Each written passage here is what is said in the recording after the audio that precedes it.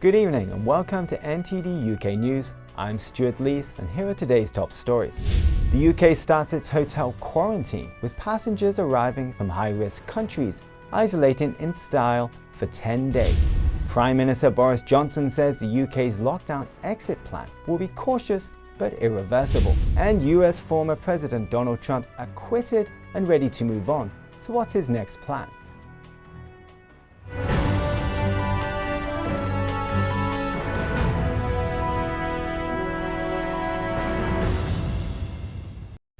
Passengers arriving at Heathrow Airport will now spend 10 days in a hotel in quarantine. That's if they arrive from high-risk COVID-19 countries. Eddie Atkin tells us more. There's worse places to be stuck in quarantine. Passengers arriving in the UK from Monday from 33 so-called red list countries now need to undergo a compulsory hotel stay. This managing director of one of the hotel chains involved says guests can expect to be comfortable. There's a hospitality aspect, so we will be calling every guest every day just to check if there's anything we can get them, is there anything we can do for them, if there's any concerns that they have. Travellers need to take 2 tests during their quarantine and they do have to pay the hotel bill themselves. The UK government is aiming to curb the spread of new CCP virus variants and the government is warning of severe penalties for the rule breakers. Health Secretary Matt Hancock said last week people could be sent to prison and fined. Anyone who lies on the passenger locator form and tries to conceal that they've been in a country on the red list in the 10 days before arrival here will face a prison sentence of up to 10 years. The new travel rules add to restrictions that already ban Britons from travelling abroad for holidays. Eddie Aitken, NTD News. And UK Prime Minister Boris Johnson isn't rushing to ease lockdown restrictions just yet. He says he'll set out the roadmap for ending restrictions next Monday. NTD's El Rhodes has more. Johnson says the plan will include target dates for changes just to help people make plans, but high rates of infection could lead to delays. I think people would much rather see a plan that was cautious but irreversible and one that proceeds sensibly in accordance with where we are with the disease. Johnson says the government hasn't decided whether all children will return to school on the target date of March the 8th. He says there are still 23,000 COVID patients in hospitals, more than the April peak last year. We'll do everything we can to make that happen, but we've got to keep looking at the data. We've got to keep looking at the rates of infection. Johnson emphasises if there is a spike in infection rates, the government won't hesitate to delay the reopening. He says the government aims to be very prudent. Earl Rhodes, NTD News. Over in the US, now that former President Donald Trump has been acquitted, what's next? One top Republican lawmaker hints that Trump's not done with politics or the Republican Party. Senator Lindsey Graham gave hints about Trump's next moves on Sunday. He told Fox News Trump's ready to move on and rebuild the Republican Party. He's excited about 2022. Graham says they're going to talk about it soon. Trump's statement also gave some hints. He writes, "Our historic, patriotic, and beautiful movement to make America great again has only just begun. In the months ahead, I have much to share with you, and I look forward to continuing our incredible journey together to achieve American greatness for all of our people." He says we have so much work ahead of us, and soon we will emerge with a vision for a bright, radiant, and limitless American future. CNN anchor Jim Acosta tweets, "Trump's statement makes clear he's not going away." And Trump's lawyers celebrated their win on Saturday after the Senate acquitted Trump for a second time. And myself, Mr. Van der Veen, and the other members of the team are extraordinarily gratified that the United States Senate decided, as they did, to protect our constitutional way of life and not go down the road of endless impeachments. Another lawyer makes a wrestling analogy. I don't grapple with anybody. We finished the grappling in that room and we slammed them down on the mat and won this case. There's no grappling anymore. We won, not guilty. The Senate fell short of the 2/3 majority needed to convict Trump on a charge of incitement of insurrection. Trump left office on January 20th, so impeachment couldn't be used to remove him from power, but Democrats hoped a conviction would hold him responsible for the Capitol violence on January 6th and prevent him from holding office in the future. Trump's lawyers argued that his speech at the rally was protected by his right to free speech, and they said he wasn't given due process in the hearings. Looking forward, Trump says, "Together there is nothing we cannot accomplish. We remain one people, one family, and one glorious nation under God, and it's our responsibility to preserve this magnificent inheritance for our children and for generations of Americans to come." Children as young as 6 will be given the Oxford AstraZeneca vaccine as part of a trial to test its effect on young people. NTD's Joy Dogood has more. The vaccine trial announced on Saturday seeks to recruit 300 volunteers between the ages of 6 and 17, with up to 240 receiving the COVID-19 vaccine. The remainder will receive a control meningitis vaccine. Andrew Pollard, chief researcher on the Oxford vaccine trial, says, "This is the first evaluation in children to establish the tolerability of the vaccine and the immune response." Pollard says that decisions about how vaccines might be used in children are for policymakers in various countries to address. He continues. So here really we're just trying to establish the data that would support that if indeed policymakers wanted to go in that direction. Regulators in more than 50 countries have authorised widespread use of the Oxford vaccine. It's being produced and distributed by AstraZeneca for use in people over the age of 18.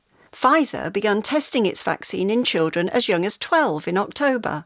Moderna began in December. Joy Dogood, NTD News. Denmark will become the first country to roll out a coronavirus passport in the coming weeks. But the project is already coming under fire. Nina dos Santos explains. In Denmark, it's been a long winter, and many are feeling it's high time life got back to normal. So, could this be the answer? An electronic COVID-19 passport easing restrictions for those who've had their inoculations. The kingdom plans to have offered all of its 5.8 million citizens a jab by June. Before that, it could be one of the first places in the world to unveil a scheme for its vaccinated, perhaps as early as the end of this month. So I want to onboard my plane. I'm going to trigger my Corona pass. Two strategies are in the running, one that uses the cloud and the other based on blockchain, like IBM's Digital Health Pass, which its developers in Copenhagen have already created and adapted to store information on new variants. It's proven that I'm vaccinated and tested negative, so no Corona. I'm good to go.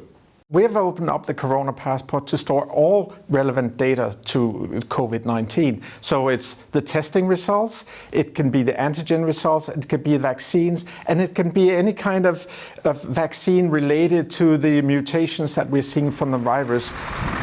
That may sound simple enough, but some restaurateurs have reservations. I don't know how it will work, because who have to see the passport all the time? It should not be the restaurant's job to check if they have the Corona passport. I don't think that all the shops and restaurants can handle to check Corona passport.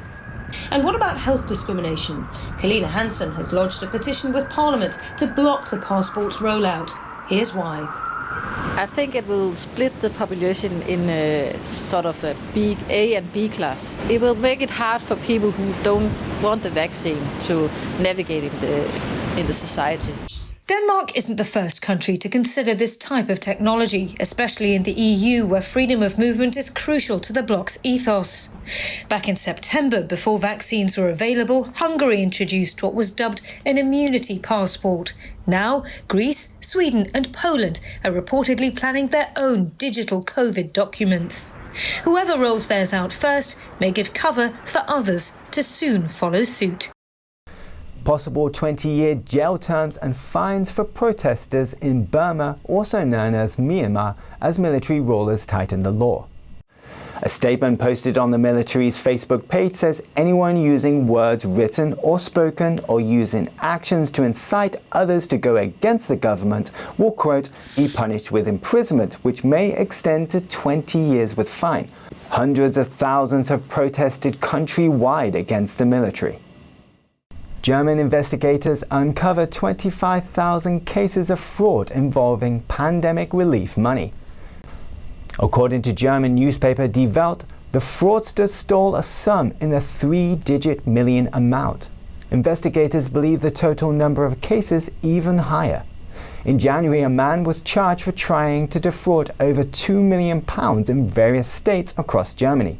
He filed over 90 claims of real and fictitious companies and then put the money in Bitcoin. The aid programs are aimed at providing relief to small business owners and others hit by pandemic restrictions. In New Zealand, the country's biggest city snapped back under lockdown this weekend. Health officials confirmed the more transmissible UK variant has reached the island. New Zealand's Prime Minister Jacinda Ardern confirmed on Monday that the more transmissible UK COVID-19 variant was found among the latest outbreak of cases, which caused a citywide lockdown over the weekend. It's the first time the strain has been detected locally. I can share that with you now. Late last night, we received from ESR, our testing lab, the results of the genome sequencing. Now, that's telling us that we were right to take the decision we did. It is the UK variant, for those who follow these things closely, B1.1.7. So that is the one that's being reported as being more transmissible. On Sunday, Auckland's nearly 2 million residents were plunged into a 3-day lockdown when 3 new COVID-19 cases were detected in the city. 2 of those cases were the UK variant. Authorities said the source of the cases remains unknown. Auckland's lockdown is New Zealand's first in 6 months. The last lockdown appeared to have largely eliminated local transmission, ranking the country as the best in the world at containing the virus, in an Australian data index of almost 100 countries. The weekend's outbreak burst a travel bubble with Australia, which would have suspended the mandated 14-day quarantine for New Zealand travelers.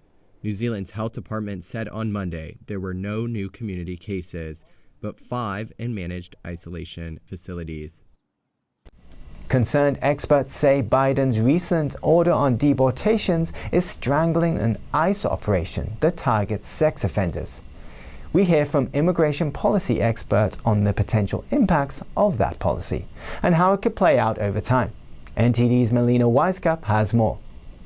A nationwide ICE operation to target and deport convicted sex offenders now blocked by Biden's new deportation directive. U.S. Marshal Service and ICE confirm they are re-evaluating enforcement operations on sex offenders. That includes child molesters. ICE knew where they were last week, and they were prepared to act. Now that things have been put on hold, they're either going to commit more crimes or they're going to relocate somewhere else within the interior of the country, and it'll take years, if ever, for immigration enforcement officials to identify these removable aliens. Canceling ICE's Operation Talion has had immediate effects. Immigration policy expert Jessica Vaughn writes that an ICE officer told her more than 24 deportable sex offender targets in his area will be free to re-offend. Again, it hampers ICE's ability to do their job. It's baffling and it's dangerous, and the consequences will be real and they will be severe. And the Biden administration is going to have to take ownership over all of the heinous crimes that will occur in the intervening time. And to assess the impact of Biden's order, Jessica Vaughn took a look at 2018 records of all aliens removed by ICE. Here's what she found. In 2018, ICE removed more than 95,000 aliens. Vaughn writes that if Biden's order were to have been applied then, only about 3,000 or 3.5% of those illegal immigrants would have been deported. And it's expected that this new order will have unprecedented impacts in the years to come. Melina Weisskopf, NTD News. U.S. President Biden's answer to a reporter question on China is garnering attention. At a Wednesday press conference, Biden talked about plans to review U.S. policy towards Beijing. Fox News reporter Peter Doocy later asked him whether he had any interest in punishing China for failing to disclose key information regarding the pandemic. Biden responded that he's, quote, interested in getting all the facts. Former President Donald Trump repeatedly referred to the virus as the China virus and vowed to hold the CCP accountable for its withholding related evidence and data. Now we turn to a Chinese app. The app is becoming increasingly popular in Taiwan because of a powerful function, face swapping. Users can switch their faces with actors in films. And the app can also transform actors like Scarlett Johansson into a classical Chinese beauty. And all it takes is a photo upload. The app is called Chuyuyan, which means to act. But Taiwanese media reports authorities are raising concerns about the app. Users have to scan their faces in order to use the app, but because the app is developed by a Chinese company, the data could fall into the hands of the Chinese regime. The regime requires companies to hand over user data upon request by law. Taiwanese authorities also warned that the Chinese regime could use the data to establish profiles of Taiwanese citizens. President Biden is saying that an important part of his China strategy is working with European allies. But what do the European leaders think about this? NTD's Penny Zhou has more. Ever since his election campaign, President Biden has been saying his China strategy is working with other democratic allies like the European Union. The way China will respond is when we gather the rest of the world. That's when things begin to change. That's when China's behavior is going to change. When asked about how the administration plans to counter the Chinese regime, the White House repeated, working with our partners and allies, and in all of the conversations with Europeans, with allies in the region, China and the relationship with China has been a pivotal part of those conversations. So that's also part of our strategy. Can President Biden work with Europe to counter the Chinese Communist Party, or CCP? Earlier this month, French President Emmanuel Macron told an American think tank that the European Union should not gang up on China with the U.S. For me, we have two different scenarios which are to be excluded. Number one would be a scenario where we put in a situation to join all together against China. This one for me is counterproductive because it will push China to increase its regional strategy. It will push China to precisely diminish its cooperation on the different agenda. And I think this is detrimental to all of us. The French president says the EU will speak out about the CCP's human rights issues, but will also work with the regime in terms of trade and climate change. Another European leader, German Chancellor Angela Merkel, criticized last month the CCP's lack of transparency at the start of the pandemic, but she added that she agrees with CCP leader Xi Jinping there should not be a Cold War between the West and China. The Chinese president spoke yesterday, and he and I agree on that. We see a need for multilateralism. As Merkel prepares to step down this year, it remains to be seen whether the country's next leader will continue Merkel's China policy. Penny Zhou, NTD News. Luxury car maker Porsche says it won't move its production to China. Its CEO told the Financial Times it's worth incurring higher labor costs for the brand made in Germany. The newspaper reports the decision is a contrast to other German car makers, Daimler, BMW, and Audi, that increasingly manufacture cars in China for the Chinese market. In 2020, China was the only big market where Porsche registered growth. One French general says China's involvement in the South China Sea isn't just about controlling resources. It could also be about getting its submarines close enough to strike the United States. NTD's France correspondent David Vivez has the story. The French Senate says China intends to develop a second strike force in the South China Sea. It would have 4 to 5 ballistic missile submarines named Jin, each equipped with 12 nuclear sea-ground missiles. France recently sent 2 ships to patrol the area, including an attack submarine, to claim legitimacy of international sea rules and prove that it can help U.S. and Australian allies if needed. We talked to French General Daniel Schaeffer. He operated in the West China Sea for many years. This is a deterrent force. The ballistic missile submarines are not programmed for direct attack, but as a way to respond in case the U.S. or any other country attacks China with nuclear weapons. But he says China faces a major issue for this retaliatory force. Submarines could barely reach Hawaii with 2 ballistic missiles if they wanted to fire them from West China Sea. If they want to reach U.S. West Coast, they would have to bring these submarines to Mariana Arc, which is near the U.S. Guam military base. He says research and controlling natural resources are only secondary objectives. The Chinese regime's real challenge is to create a military sanctuary so its submarines can get within firing range of the United States. These submarines are being built at the Sanyang Naval Base, south of Hainan Island. The problem with these submarines is that they are easily spotted by aircraft and acoustic equipment if they are not in deep waters. So it's particularly vulnerable for these submarines to be detected, which is why they are often patrolled by the US and its allies. Submarines should also pass through the Baishi Strait before entering deep waters. But again, navigation is difficult due to the large number of Philippine islands and US bases that would easily spot a submarine. He says if China gets control of Taiwan, it will also get direct access to deep water, allowing its submarines to move without being detected out of newly established military bases. The French Senate says China seems to have strengthened its nuclear program to be able to retaliate against the U.S. if it ever attacks. David Vivez, NTD News, Paris. London Zoo should be teeming with children. It's a half-term holidays and parents across the country have their children off school. But the shutters are down and the staff are concerned. Trevor Piper has the story. London Zoo's nursing a multi-million-pound hole in its budget, and now the lockdown's keeping visitors away. Feeding tigers isn't cheap. Big cat keeper Kate Sanders expresses her concerns. I'm concerned that the zoo might not survive. You know, like we are losing so much money. So just feed these animals, it costs nearly £1 million a month. And without any visitors coming in, we're not getting any revenue or very little. The zoo already lost over £16 million because of the forced closures during lockdown.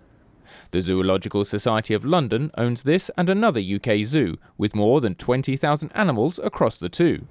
They rely on membership fees, sponsorship and gate money for income. We can't furlough animals, and you can't furlough all of the staff that look after the animals either. The zoo was closed for 18 weeks in 2020, wiping out ticket sales.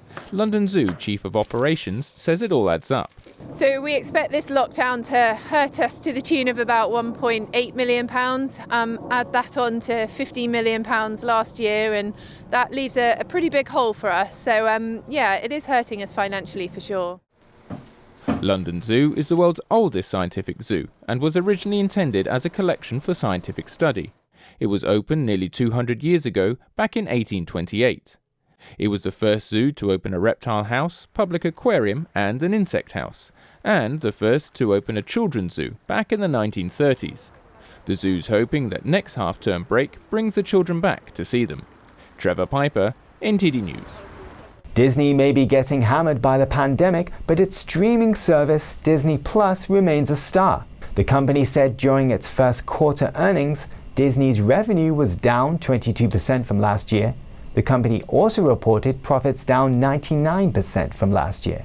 Yet Disney Plus is vital to the health of the company right now. The company's streaming service is still growing with nearly 95 million subscribers, up from 86 million in December. Disney CEO also announced its streaming business, which includes services like Hulu, Hotstar, and ESPN Plus, is now at 146 million total paid subscriptions for the end of the quarter. In the biting cold, hundreds of Parisian students line up to receive food, and many say they're turning to food banks to feed themselves during the crisis. NTD's Elle Rhodes has more. Around 500 of them show up to receive parcels prepared by an NGO with food from restaurants and food stores that they would have otherwise thrown away. I sometimes have problems to make ends meet. I normally babysit, but it's difficult at the moment with the health crisis. Parents are more reluctant to employ people they don't know, and working after 6 p.m, after the curfew, seems impossible for the moment. So yeah, we come here. French students are struggling to make ends meet as their usual jobs have disappeared. Restaurants and bars are closed and the tourism industry is at a stop. NGO Linky give out food parcels containing fresh produce, sweets and fruit cups. Many of the volunteers are students who received the same help in the past when they needed it. At the beginning, I was in the same situation as students. I came here to receive a food package, and then I thought, if I'm taking, why shouldn't I give? And so I became a volunteer here to help other students. The volunteers go home after each shift with their own parcels of food aid. but they say they do it more to help others. I think there probably isn't a more important word than the words thank you.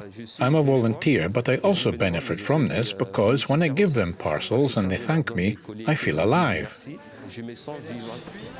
Each week, the NGO distributes around 25,000 meals to students in need, both in the French capital and its suburbs.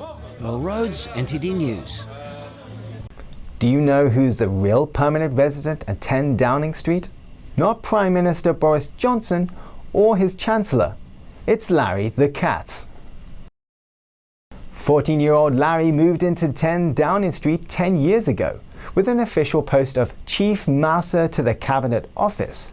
He was rescued from Battersea Dogs Cats Home. Downing Street's website says Larry's day-to-day responsibilities include greeting guests, inspecting security defences, and testing antique furniture for napping quality. He even has his own Twitter account. He boasts he's been in position longer than the leader of any UK political party. Larry was brought in to solve the problem of mice during David Cameron's spell as Prime Minister. He also saw Theresa May in number 10 before the arrival of the current Prime Minister, Boris Johnson. This is NTD UK News. I'm Stuart Lees. That's all for today. See you tomorrow.